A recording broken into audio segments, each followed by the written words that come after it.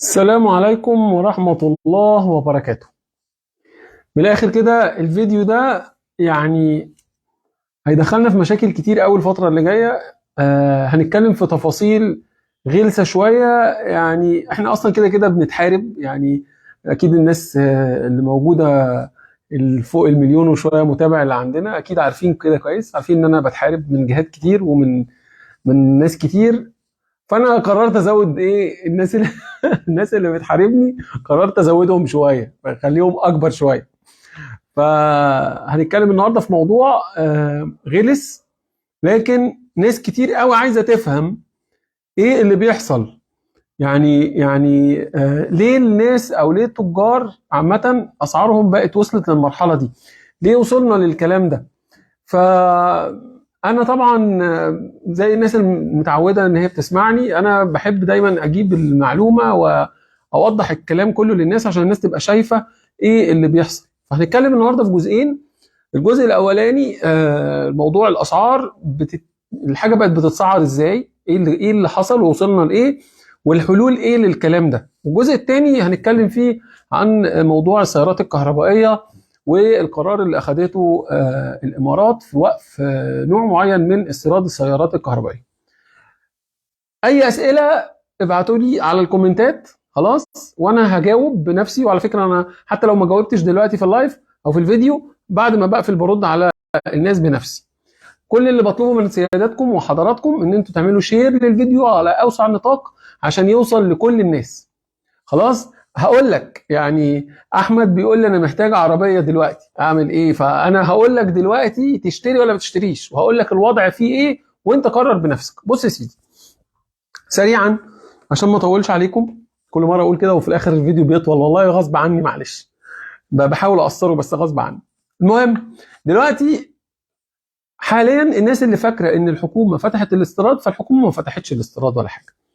هي ادت لبعض الشركات جزء من الحاجات اللي هم طالبينها. يعني مثلا شركه طالبه ان هي عايزه تجيب بضاعه مثلا بمليون دولار، قالت لها والله لا، انت هتاخدي 250 الف دولار بس. فكل اللي كان طالب ارقام خزعبليه مفيش. الناس او الشركات، التجار والشركات والتوكيلات اللي البضائع بتاعتهم موجوده في المينا، مش كل البضائع تم الافراج عنها.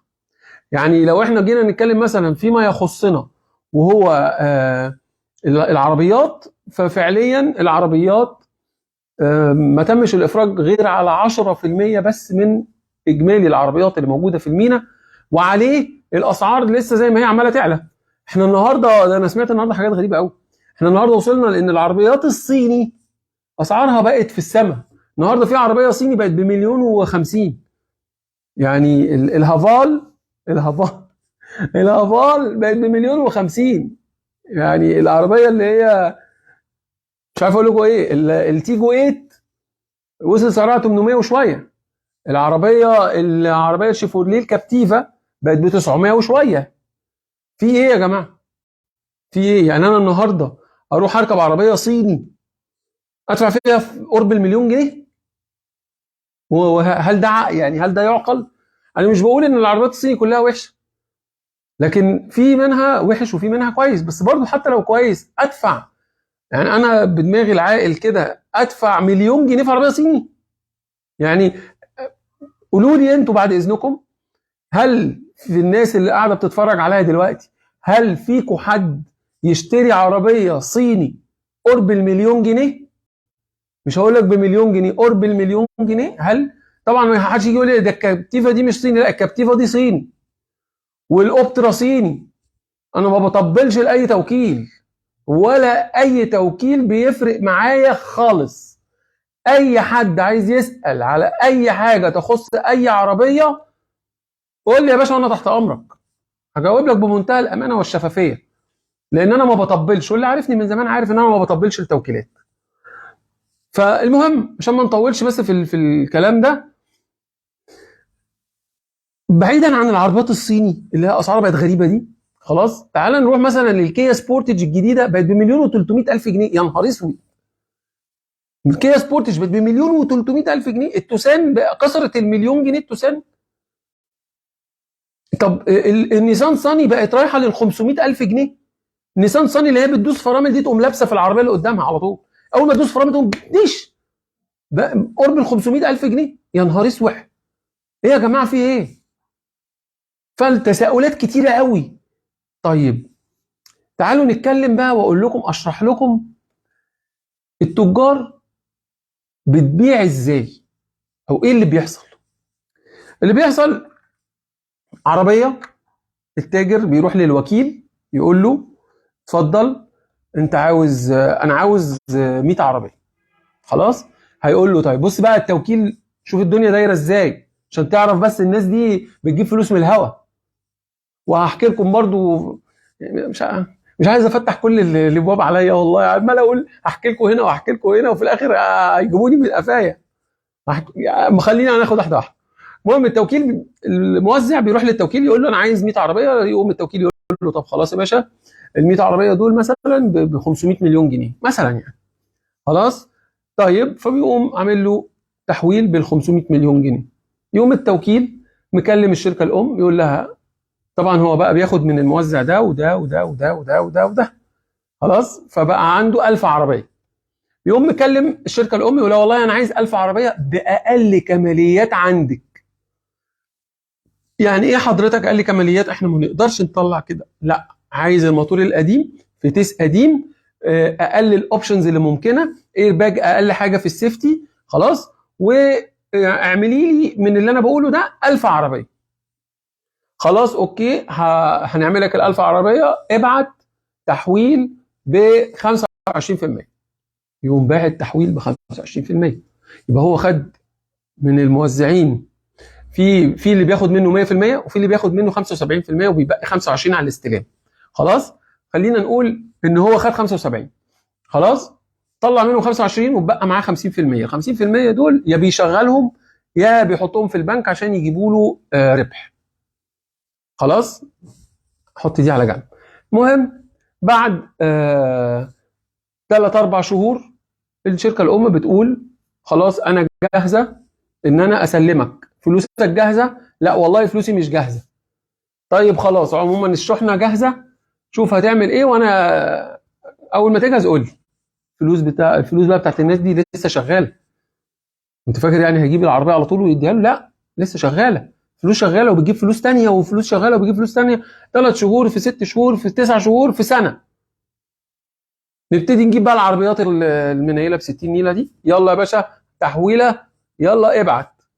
ويبعت ويبقى فاضل 50% تانيين بيدفعوا مع خروج العربيات من المينا. العربيات ما بتخرجش من المينا ليه بقى؟ لان ال 50% دول ما اتدفعوش. لازم المفروض ال 50% دول يدفعوا وبعد كده العربيات تخرج، ودي شروط المينا عندنا. لازم الشركه الام تاخد فلوسها فاحنا نفرج عن العربيات. طيب مفيش دولار، طيب نعمل ايه؟ طيب بدل ما نطلع ال 1000 عربيه، طلع لنا يا عم ايه؟ 100 عربيه. ادفع يا باشا هم فلوس ال 100 عربيه، طلع يا باشا ال 100 عربيه. تعالى بقى يا عم 10 موزعين، كل واحد فيكم ياخد 10 عربيات. يلا سلام عليكم، هاتوا بقى فلوس ال 25% الفاضلين، خدتهم، شكرا شكرا شكرا شكرا. خلاص، كل موزع اخذ 10 عربيات. كل موزع من دول عنده اوفر هيد او يعني عنده مصاريف تقريبا 100,000 جنيه. بيقوم واخد ال 100,000 جنيه.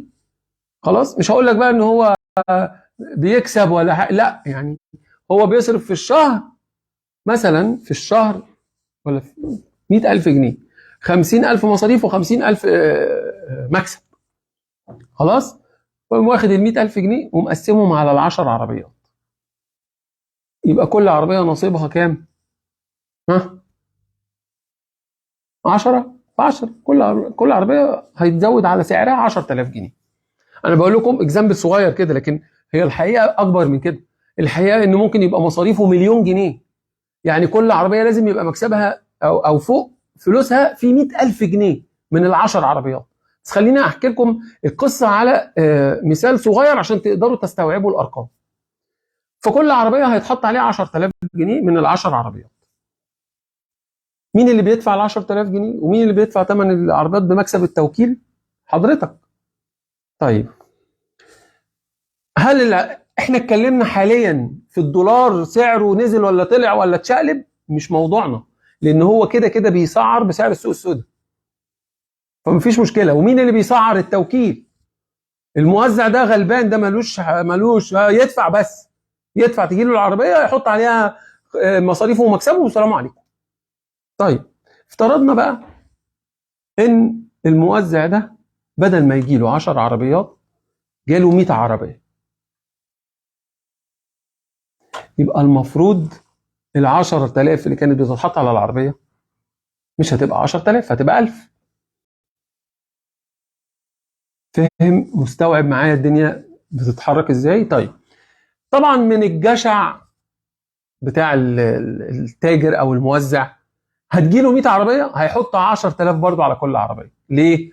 لانه لما كان حاطط ال 10,000 كنت حضرتك بتشتري عادي، فليه لما هيجيله 100 عربيه انت هتقف؟ لا، ما انت برضه هتشتري عادي. طيب احنا وصلنا للمرحله دي حاليا، احنا بقى لنا سنه وكام شهر اهو، 3 شهور مفيش اي تاجر جاله اللي هو طلبه. لكن كان بيحصل قبل سنه و3 شهور، كان ده اللي بيحصل. حضرتك بتيجي، هو مصاريفه مثلا 100,000 جنيه بيوزعهم على ال 100 عربيه، فحضرتك بتقدر تاخد العربيه هتلاقي اوفر عليها 3 4000 جنيه 5000 جنيه عن سعرها في التوكيل. لكن الفرق ان انت هتاخدها تك تحط فلوسك تاخد عربيتك وتمشي. ده اللي كان موجود زمان. انما النهارده ما بقاش فيه الكلام ده، لان كان ساعتها الموزع او التاجر بيبقى عنده بال 100 عربيه ده، يعني بال 1000 عربيه مش بال 100 عربيه. كل موزع بيبقى جاي له بال 1000 عربيه. فالدنيا كانت جميله، فكان بيبيع يكسب في كل واحده 5000 جنيه، غير مكسبه اللي واخده من التوكيل مثلا كان 20,000 جنيه، يبقى 25,000 جنيه من العربيه، اضرب في 1000 عربيه، جبرت. انما النهارده هو ما عندوش غير 10 عربيات. فعشان كده الاوفر برايس او مكسبه اللي بيحطه على كل عربيه بقى ارقام خزعبليه. وتعالى اقول لك على حاجه تانية، هو ما بيبيعش العربيه. يعني النهارده انت حضرتك، يعني لو ربنا كرمك وشغلت مخك فما رحتش تشتري العربيه اللي عليها 10,000 جنيه زياده، قبل كده كنت بتشتريها عليها 1000 جنيه زياده، النهارده عليها 10,000 جنيه زياده، فانت ما رضيتش تروح تشتريها. فهو بيعمل ايه؟ مصاريفه الشهر ده 100,000 جنيه، الشهر اللي جاي ما لمش حاجه من ال 100,000، الشهر اللي جاي بقوا 200,000 جنيه، يبقى كل عربيه موجوده عليها 20,000 جنيه. وهيفضل مكمل على كده لانه هو من الاخر مستعبطنا. يعني شايف ان احنا مش فاهمين اللعبه. اظن والله اعلم، الله تعالى اعلى واعلم ان دي حرام. لكن انا مش هتدخل في الحلال والحرام لان انا مش راجل دين. لكن يعني ايه كل شهر ده التاجر؟ يعني انت تاجر، انت ما بتخسرش، انت ما بتخسرش، يعني انت بتكسب على طول بس. اه والله ده اللي بيحصل. تخيل بقى الشهر الثالث انت ما اشتريتش، 30,000 جنيه، 40,000 جنيه، 50,000 جنيه. عيش وسيبنا عيش. لا هو مش هيسيبك تعيش، هو بس اللي يعيش. فالارقام غريبه. طيب هل بقى احنا هنفضل على كده؟ لا مش هنفضل على كده. ليه؟ لان عاجلا ام اجلا الظروف الاقتصاديه اللي البلد فيها مش هتفضل كده على طول. لازم نبقى متفقين ان مفيش اي حد في الدنيا، انا وانت وحضرتك وحضرتك وكلنا، محدش ظروفه بتفضل ثابته على طول. يعني ما ينفعش مثلا انا على طول تعبان اقتصاديا، وبرضه ما ينفعش انا على طول مبسوط اقتصاديا. يعني مش على طول هبقى كحيان ومعيش فلوس وعلى طول هبقى معايا فلوس، لا، ولا ده بيفضل مكمل على حاله ولا ده بيفضل مكمل على حاله. كل حال وليه اذان، ليه وقته وليه ظروفه. طيب فده معناه ايه؟ ده معناه ان البلد ان شاء الله نعيشنا وكان لينا عمر هتعدي من المرحله دي، وبعديها هيكون في انفراجه ان شاء الله باذن الله في السوق في كل المنتجات مش في العربيات بس. طيب هيجي واحد يقول لي ايه؟ ما ساعتها هيبقى الدولار بقى ب 35.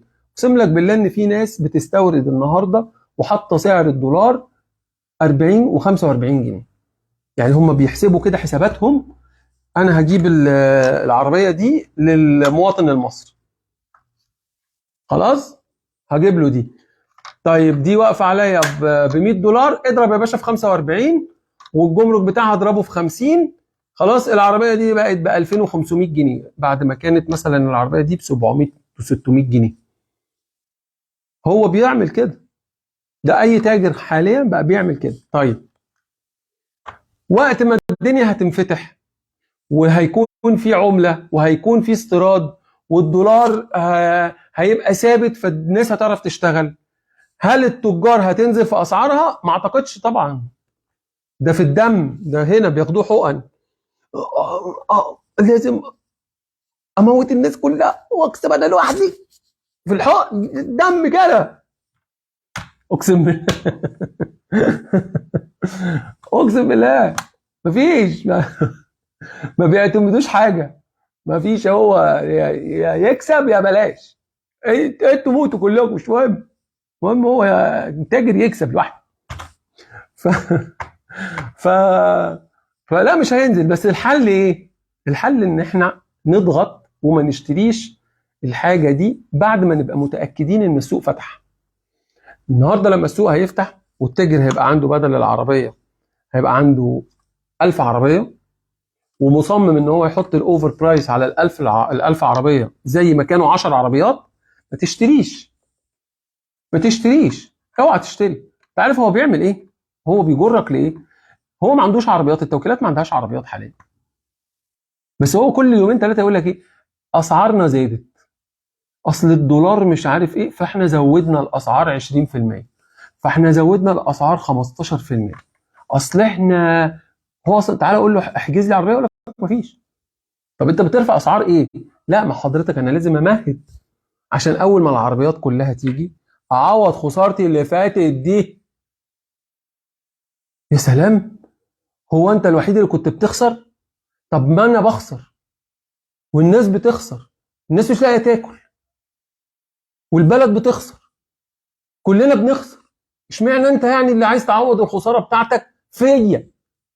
طب انا مش شاري منك يا عم، هو ايه يعني؟ انا مش فاهم، هو افترى؟ مش شاري انا يا عم منك، هتعمل ايه؟ شوف بقى، روح يا عم بقى هات ناس اجانب تشتري منك. هو ده حله، هو ده الحل بتاعه عشان بس نبقى متفقين. طيب قدرنا نقصر ساعتها. انا عايز اقول لكم انا عامل جروب انا وناس كتير من الفولورز اللي موجودين عندي هنا على الصفحه، عاملين جروب اسمه حمله ضد الغلاء والاحتكار. الجروب ده خامل حاليا، مش عارف فيه 5000 ولا 6000 واحد، جروب خامل، مش عليه ناس كتير. بس الجروب ده انت عارف انا سايبه ليه؟ عشان ده ليه دور وليه وقت. وقت ما هيبقى الدنيا هتفتح والتجار والتوكيلات هيفضلوا عاملين اللي بيعملوه ده حاليا وفاكرين ان احنا هبل بنتاخد على قفانا، هنطلع لكم يا باشا بالجروب ده وهنخرب الدنيا، وهنحط اسماء وهنحط تليفونات وهنحط شركات. كل شركه ما بتتقيش ربنا وعايزه تعوض خسارتها فينا هنحطها في الجروب ده، ووروني هتبيعوا ازاي. انا عارف ممكن بعد الفيديو ده يحصل لي مشاكل، بس انا بفكر بدماغكم والله. صعبان عليا اللي بيحصل، صعبان عليا. ارجوكم لازم كلنا نتكاتف ونقف مع بعض في الفتره الجايه. الفتره اللي احنا فيها دي مش هتطول كتير، احنا بقالنا كتير فيها. اعتقد والله اعلم يعني ان من اخر 2023 بدايه 2024 الدنيا هتبقى حالها افضل من اللي احنا فيه بشكل كبير. فلازم ما نندفعش ونروح نشتري بالاسعار الغريبه. خليهم بقى كده يهدوا هم شويه، خلاص، ويلبسوا العربيات ومبيبقوش عارفين يشحنوها فين ولا يخزنوها فين، ويضطروا غصب عنهم ان هم ينزلوا بدل ما هم حاطين حوالي 50 و55 65% فوق ثمن العربيه يرجع يحط اخره 10 15%. ساعتها هقول لحضراتكم انزلوا اشتروا من البضائع دي. الكلام ده مش على العربيات بس، الكلام ده على كل الاجهزه والعربيات والمعدات، كل حاجه بيتحكم فيها تاجر. لازم نوقف ان احنا نشتري الحاجات دي لحين الانفراجه اللي هتحصل في الاقتصاد عندنا، فالحاجات دي هيبقى عددها كبير، فالتاجر صاحب الاعداد الكبيره هيضطر غصب عن عينه ان هو ينزل في اسعارها. طيب تشتري بقى دلوقتي ولا لا؟ انا بقول لك لا، ما تشتريش حاجه سعرها مبالغ فيه. الناس اللي عماله تقول لي ده انت قلت لنا ما تشتروش ومحمود خيري، يا جماعه ما هو انا كمان ما اشتريتش ولا محمود اشترى. احنا ما اشتريناش فعلا، لان ما ينفعش تشتري في الهرج والمرج بتاع الاسعار دي، ما ينفعش. ارجوك بعد اذنك اعمل شير للفيديو ده، ارجوك اعمل شير للفيديو ده واكتب رايك في كومنت، اثبت حضورك واكتب رايك. انا قلت لك الحقيقه اهي، هتعمل ايه؟ قول لي هتعمل ايه؟ خليهم يخافوا، خليهم يعرفوا لا ان احنا كتير، احنا اكتر منهم بكتير. هم لو كانوا 1000 تاجر او 1000 توكيل فاحنا ملايين، احنا ملايين، احنا مش قليلين ابدا على فكره. اعذروني ان انا بتعصب بالذات في الحاجات دي، لان الحاجات دي بصراحه يعني مؤلمه جدا. يعني انا بحس، انا بحط نفسي مكان الناس وبحس بالكلام ده، مؤلمه جدا. وانا عارف انها هتحارب، انا عارف انها هتحارب يعني، والحرب بدات بقالها فتره يعني. ناس كتير بتخش وتشتم واللي يقول لك ده شريف ده كذا، واللي يقول لك ده مش عارف كذا ده. انا عارف ان الحرب شغاله ولسه الحرب هتسخن اكتر. ولو انتم مش عارفين ان انا قبل كده اتضربت على دماغي ورحت في غيبوبه بسبب برضو حاجات زي كده، احب اقول لكم ان الكلام ده حصل من كام سنه واتضربت على دماغي، ما حدش سرقني، طلعوا عليا ضربوني على دماغي وما حدش خد مني حاجه، وقعدت في غيبوبه كام شهر. بسبب ايه؟ بسبب الكلام ده برضه. كانت ساعتها بقى ايه، كنا لسه في اول القصه بتاعت الاستيراد من الخارج وزيرو جمارك اوروبا ومش عارف ايه، وقعدت اقول لكم ما تشتروش وما تعملوش وانا هساعدكم تجيبوا عربيات وبتاع، وهم قاموا طالعين بعتوا لي كذا تهديد الاول، وهو بعد كده قمت متنيل على عيني، رحت في غيبوبه. كان الهدف منها ان انا اموت ما اعرفش، بس يعني هي جت في غيبوبه بس. المهم انا قلت لكم الدور ماشي ازاي. هي مافيا فعلا، مافيا. ومش عايز اقول ان الحكومه ساعات بتوقفهم، لكن مش قادره تعمل ده مع كل التجار، لدرجه ان الحكومه مش قادره تسيطر على بتوع الفراخ، فراحت استوردت فراخ برازيلي ارخص من سعر الفراخ المصري علشان تحارب غلاء الاسعار بتاعه الدواجن. طبعا موضوع الدواجن ده ما هنقعد نرغي فيه 3 ايام مش هنخلص، لكن خلاصته ان كانت الحكومه مش قادره توفر لهم العلف، فالفراخ قلت عشان في عدد كبير منها مات، فاللي قل ده بقى سعره عالي، هوبا مشوا مكملين. الحكومه جابت لهم العلف برضه، هم لسه مكملين في الاسعار العاليه، قامت جايبه لهم الفراخ البرازيلي دي عشان تنافس معاهم. وده بدا يحصل في معظم البضائع، وبدا الجنيه المصري تقدر تشتري بيه بضاعه من روسيا، فبدات برضه الحكومه تشتري من روسيا بضائع بالجنيه المصري علشان تجيبها وتنافس بيها التجار المحليين اللي مش قادره تسيطر على الاسعار بتاعتهم. حسبي الله ونعم الوكيل. خلاص، فما تجيش تقول لي بقى دلوقتي انا عايز اشتري عربيه لا، مزنوق يا باشا، عايز تشتري عربيه ومزنوق، حضرتك هات عربيه مستعمله، يبقى حتى لما هتفيد بني ادم مصري زيك عادي. انا بقول لك رايي، ما بقولكش تعالى عندي خد مني ولا اديك ولا في بيني وبينك جنيه. انا بقول لك رايي وانت حر، اسمعه، وعايز تستفيد منه اهلا وسهلا، مش عايز خلاص. عاوز افتح معرض في قريه، اعمل ايه؟ معرض حاليا لا، مفيش رخصه معرض حاليا، مش هتعرف تفتح معرض.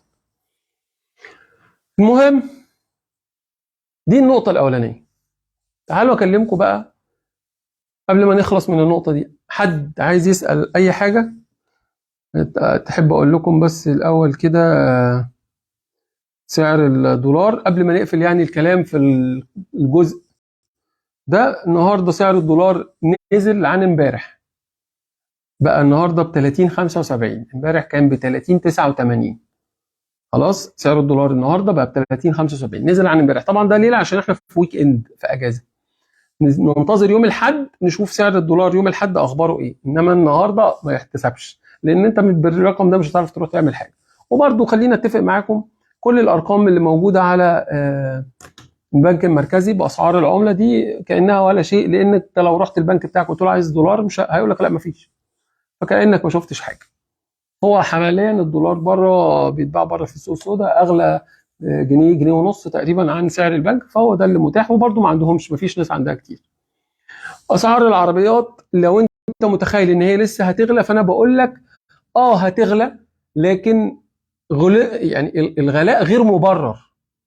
لو انت متخيل ان الاسعار هتغلى بشكل مبرر فبقول لك لا. فلو انت فاكر ان سعر الدولار لما هيعلى اكتر من 30 هيبقى 34 او 35، فسعر العربيات هيعلى اكتر، فانت تلحق تشتري دلوقتي، انا بقول لك لا، لان كده كده هو حاليا بيحسب على سعر الدولار 35. فانت ما تحاولش تفتكر ان انت مثلا لو عملت كده فانت كده بتساعد نفسك، لا، هو هيغلى. فعلا العربيات هتغلى لما الدولار هيبقى 35، هو ضارب في 40 بعد كده، فده معناه ان الاسعار هتغلى، بس ده غلو او غلاء غير مبرر. فانت تسيبه لغايه اما هو هيظبط لوحده، سعر العربيات هيقوم ظابط لوحده. هيظبط امتى؟ لما الانفراجه تحصل في الاقتصاد المصري والناس يبقى عندها عربيات، وبدل 10 عربيات هيبقى عنده 1000 عربيه، فساعتها غصب عن عينه لازم ينزل في السعر عشان يعرف يبيع. خلاص هنوصل بالاسعار لفين؟ لحبه قبل اللي احنا فيه ده. العربيه اللي بمليون جنيه دي مش هتبقى بمليون جنيه، بعد ما السوق يتفتح مش هتبقى بمليون جنيه، العربيه دي هتبقى ب 800,000 جنيه عشان يعرف يبيعها. خلاص طيب، فلو انت مزنوق اشتري مستعمل. عايز تشتري بالتقسيط، شوف يا باشا الناس اللي بتبيع بالتقسيط. انا جبت لكم واحد يعني هو من الناس المضمونه بصراحه، منزل لكم فيديوهات عندي جزئين ولسه في جزء ثالث ورابع، وده من الناس المضمونه اللي انا بضمنها ان فعلا على قد كلمته. هتروح هتلاقي عربيه نظيفه هيقسط لك، بس تقسيط مباشر. يعني لو عندك مشاكل مع بنوك او اي سكور، او ما تقدرش تجيب مثلا الاوراق اللي البنوك بتطلبها في التقسيط، فتروح للراجل ده، لان المارجن بتاعه او الفوائد بتاعته عاليه، لان هو بيقسط مباشر، فده فيه ريسك، فيه مخاطره، فعشان كده بيعلي الفايده بتاعته. فلو انت ما مالكش سكك في البنوك روح له. شركه محمد فهمي الرقم بتاعهم 15208. تمام. طيب نقفل بقى الكلام ده وتعالى نشوف القصه بتاعت العربيات الكهرباء. الامارات نزلت قرار بعدم استيراد سياره اي دي فولكس فاجن الاي دي 4.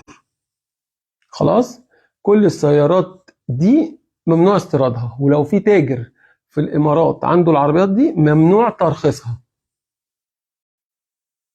ممنوع ترخيصها.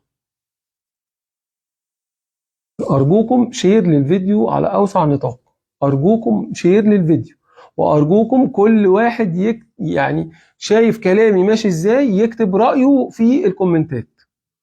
خلاص اي سؤال هرد عليه بعد ما هقفل اللايف، اول ما اقفل الفيديو هرد على كل الكلام اللي حضراتكم كاتبينه. اي استفسار يخص الاقتصاد او يخص مجال السيارات، يعني انا تحت امركم.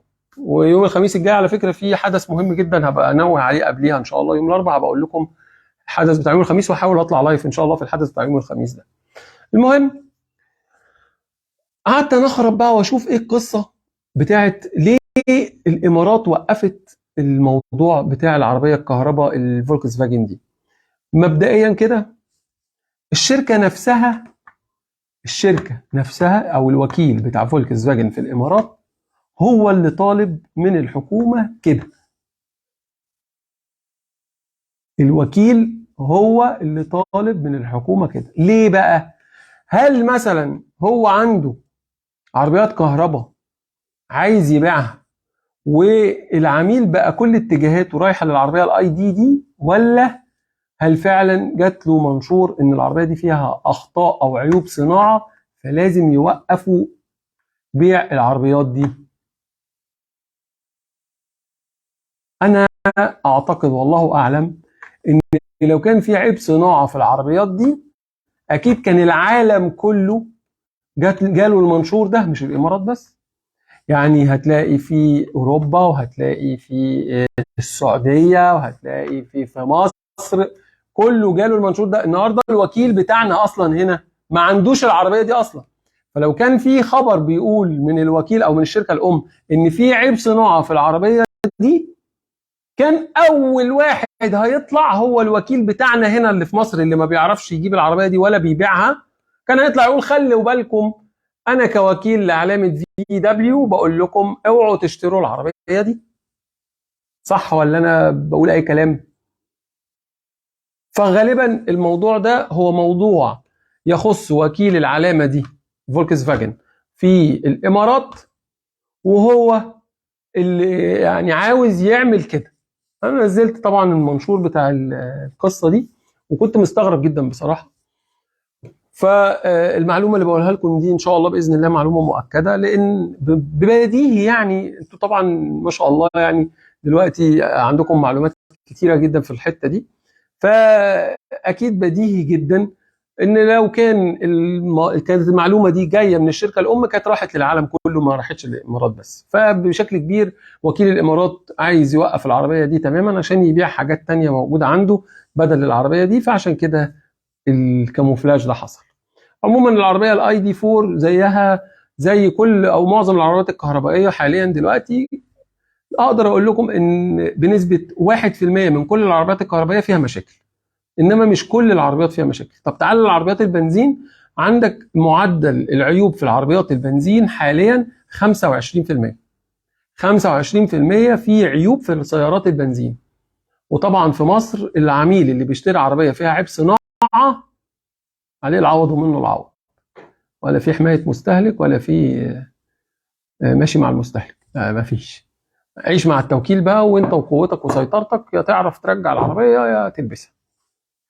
خلاص. فالعربيات الهايبريد 15% عيوب الصناعه اللي بتظهر في العربيات دي. يعني بصوا العربيات الكهرباء 1%، الهايبريد 15%، البنزين 25%، العربيات اللي بالسولار سيستم او بالطاقه الشمسيه 1%، العربيات اللي بالديزل او بالسولار 35%.